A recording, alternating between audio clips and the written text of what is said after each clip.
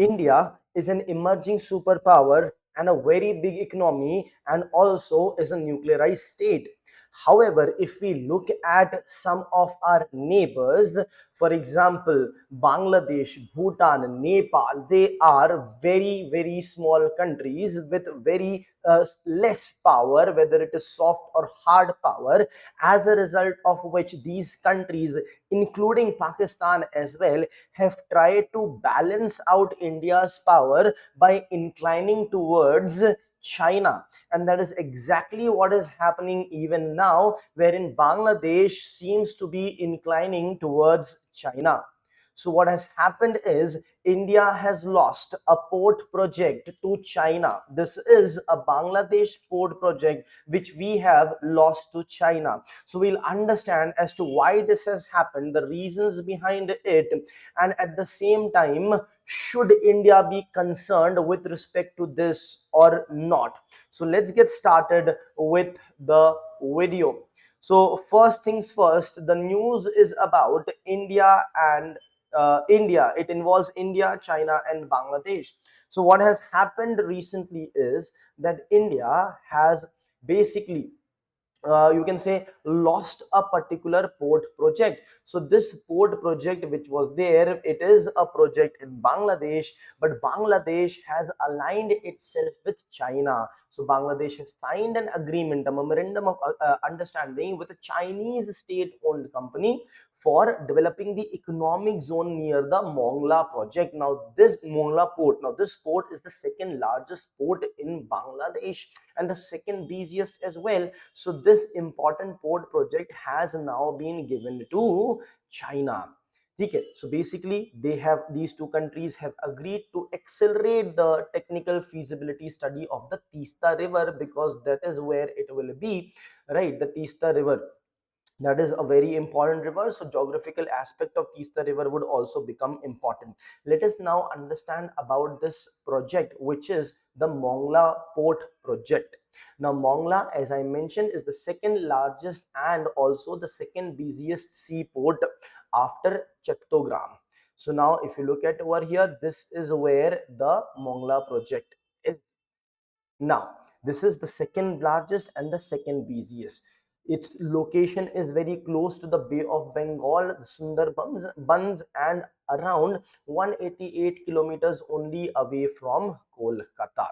Okay. Now, what will China do over here? Will develop a manufacturing zone, manufacturing industries, basically warehouses, storage facilities, etc. Now, the project, which is this one, it replaces Indian Economic Zone proposal, which was approved during the Sheikh Hasina government's period. Now the question is, what are the reasons for India to lose this project? Why it has happened? So let us look at the timeline for that. So first things first, in 2015, India Bangladesh MOU was signed for Mongla and the Mirsarai project, and subsequently the Hiranandani group was also selected for the Mongla project. The MOU was signed with Bangladesh Economic Zone Authority, that is BESA. However, what happened in 2024 was a political turmoil in Bangladesh, wherein Sheikh Hasina, whose government was to an extent, inclined towards India, but her government was removed from power, as a result of which an interim government was formed. Now this interim government was nowhere close to being inclined towards India. In fact, it had a complete anti-Indian stance, as a result of which what we see in 2026 right now is that Bangladesh has awarded the project to a Chinese state owned company. Right. Now let us understand the Teesta River Comprehensive Management Project. So it will cover the Bangladeshi stretch of the Teesta River. Teesta River is in India. It basically then flows into Bangladesh and then meets the Bay of Bengal. Now the objective of this project is multifold.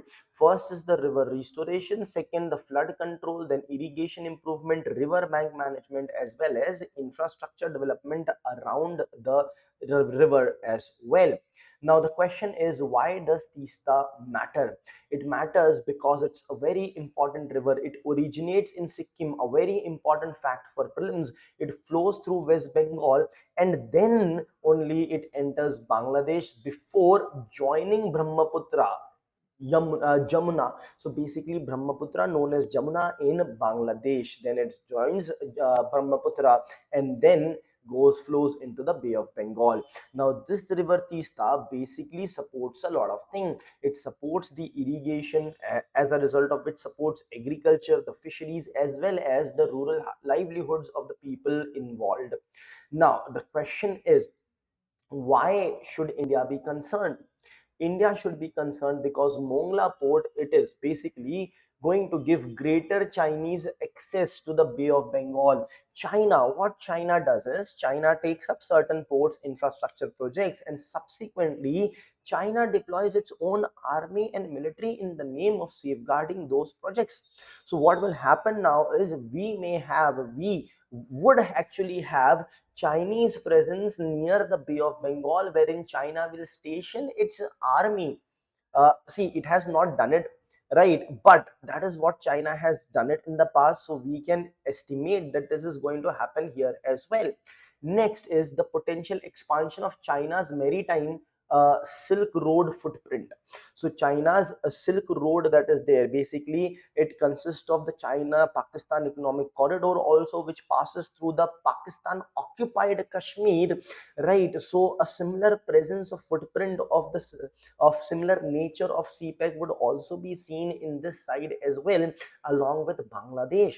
Now, as a result of which there are concerns over the future intelligence gathering and surveillance, it will of course then become difficult for us to do surveillance in that area and gather information from that area in presence of China.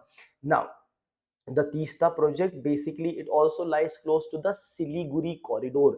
Now the Siliguri corridor is famously known as the chicken's neck because the region is quite narrow, so the communication, transportation, linkage, connectivity becomes an issue as it is a chicken neck.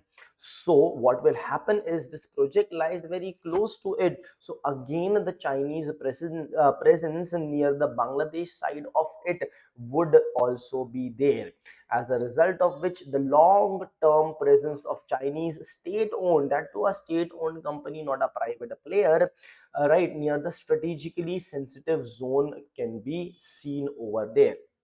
Now, what are the broader strategic implications? Let us understand that.